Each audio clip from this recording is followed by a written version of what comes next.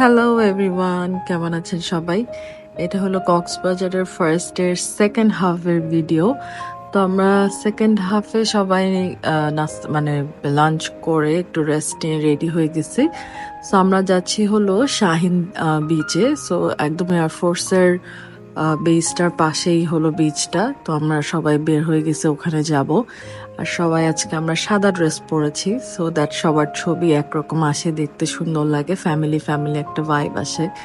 যেহেতু আসলে আমরা একদম লাস্ট মোমেন্টে প্ল্যান করছি যে সবাই আসবো, সো আমরা আসলে ম্যাচিং করে আর ড্রেস বানাতে পারি নাই। সো যেহেতু সবার কাছে হোয়াইট ড্রেস অথবা ব্ল্যাক ড্রেস সবার কাছেই থাকে ওয়েট ড্রয়ারে, সো এই জন্য আমরা ভাবলাম যে হোয়াইট পরি। আর সমুদ্রের সাথে হোয়াইট কালারটা তো অনেক সুন্দর লাগে। তো যে যার যতটুকু হোয়াইট কালার ছিল সেটা পরেই চলে আসছি। আর জায়গাটা এত সুন্দর, মানে ঝাউবনের ভিতর দিয়ে যেতে হয় সি বিচটাতে। তো আমার মেয়ে আর আমার মা, মানে এটা হলো আমার one of the best picture to look at, মানে বেস্ট সিন, যে আমার মা আর আমার মেয়ে একসাথে। আর আমিও এই যে হেঁটে হেঁটে যাচ্ছি বিচের জন্য। আমিও ফার্স্ট টাইমই যাচ্ছি, আগে যাই নাই কখনো। আম্মুরা আগে আসছিল প্রবাবলি।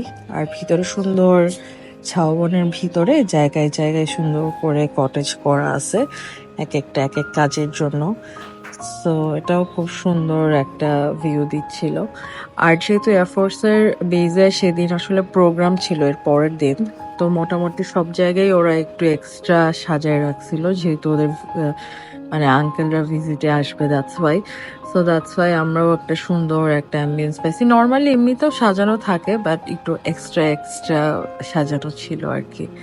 সো বিচটাতে যাওয়ার জন্য আপনাকে এরকম একটা ডেক থাকবে, ডেকটার উপর উঠে তারপরে মেইনলি আপনি বিচটা দেখতে পারবেন ঝাউবন থেকে।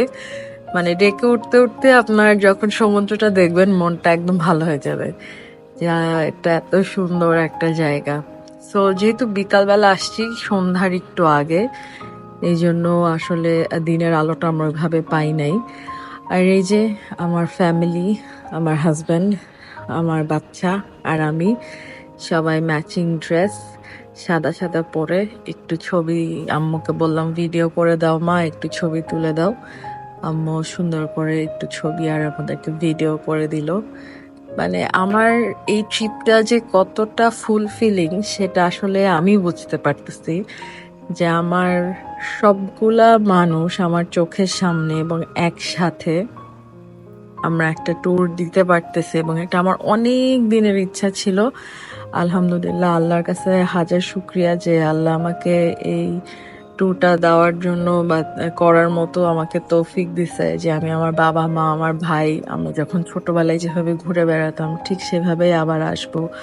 সাথে এখন আমার নতুন ফ্যামিলি, নতুন না যদিও 6-7 বছর হয়ে গেছে, তারপরেও আমার ফ্যামিলির মানে এখন এটাই আমার ফ্যামিলি হয়ে গেছে। সাথে আমার নিজের ছোট্ট একটা ফ্যামিলি, আমি, আমার হাজব্যান্ড, আমার মেয়ে, আমার শাশুড়ি, আমার ননদ, কেউই আমার ফ্যামিলির বাইরে না, সবাই আমার অনেক অনেক আপন মানুষ। আমার আপন বলতে এরাই আমার সবচেয়ে কাছের মানুষ, এদের সাথেই আমি সারাদিন থাকি, সারাদিন উঠা বসা সবকিছু।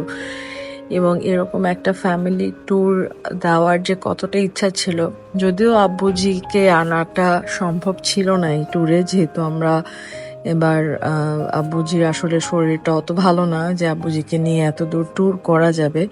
বাট আব্বুজি থাকলে একদম ফুলফিলিং, একদম বেস্ট হতো। বাট স্টিল আলহামদুলিল্লাহ আব্বুজি যে আমাদের সাথে আছেন এটাই আমাদের জন্য অনেক। এত অসুস্থ থাকার পরেও যে উনি আমাদেরকে সারাক্ষণ দোয়া করে যাচ্ছেন আমাদের জন্য, মন থেকে সব সময় দোয়া করেন, আমাদের সাথে আছেন, এটাই আমাদের জন্য সবচেয়ে বেশি। সো আমরা বিচের কাছে চলে আসছি।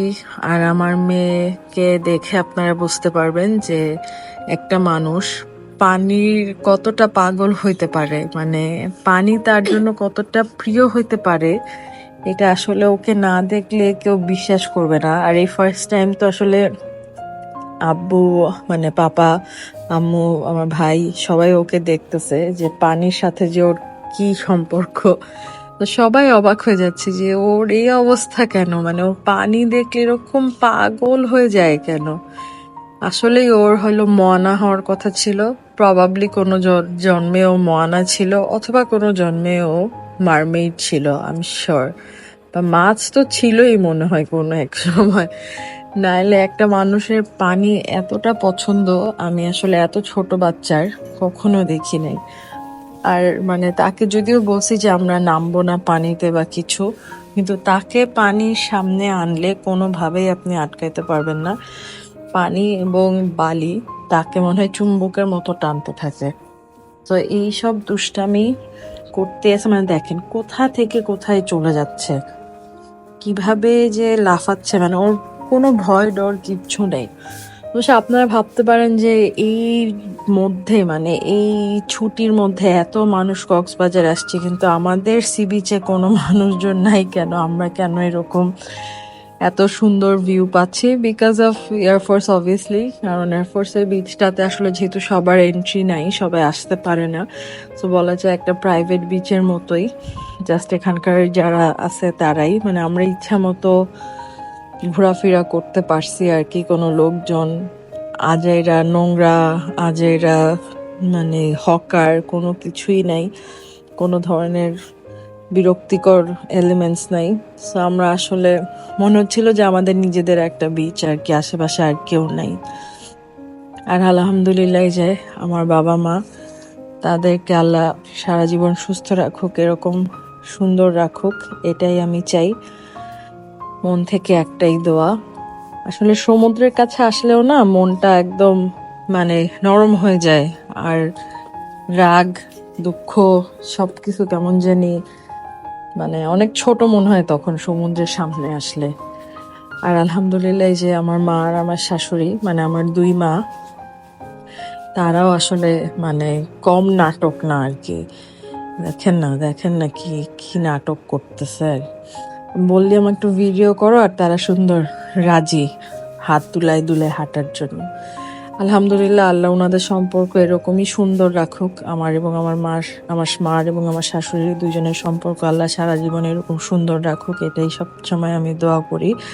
আপনারা অবশ্যই দোয়া করে দিবেন যখন আমার ফ্যামিলির জন্য, যখনই নামাজে যাবেন বা আল্লাহর কাছে যখন যাবেন, আমার বাচ্চার জন্য, আমার ফ্যামিলির জন্য মন থেকে একটু দোয়া করে দিবেন, যাতে আমরা সবাই সুস্থভাবে ভালোভাবে থাকতে পারি। আর এই যে দেখেন আমার পাগলিটা, মানে সন্ধ্যা হয়ে গেছে তখন অলরেডি, কিন্তু রাত, তারপরেও তাকে আনা যাচ্ছে না। তো ওখান থেকে বের হয়ে এসে আমরা ফ্রেশ হয়ে একটু ভাবলাম বিচ মার্কেটে যাই, যে কক্সবাজার আসবো আর বিচ মার্কেটে যাব না।